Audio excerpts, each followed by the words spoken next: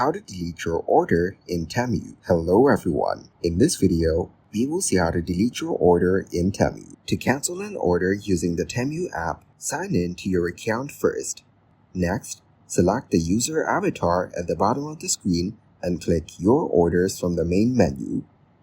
Now, find the relevant order under All Orders and click Cancel or Other Help. Follow the instructions on the screen and select I want to cancel the items.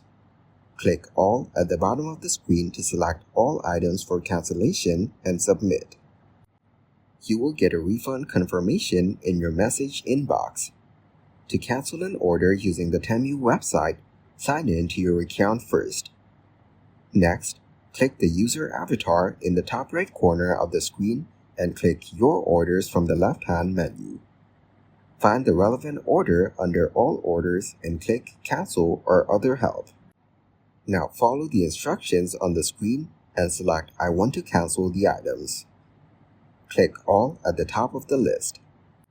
Scroll to the bottom of the page to click Cancel Checked Items.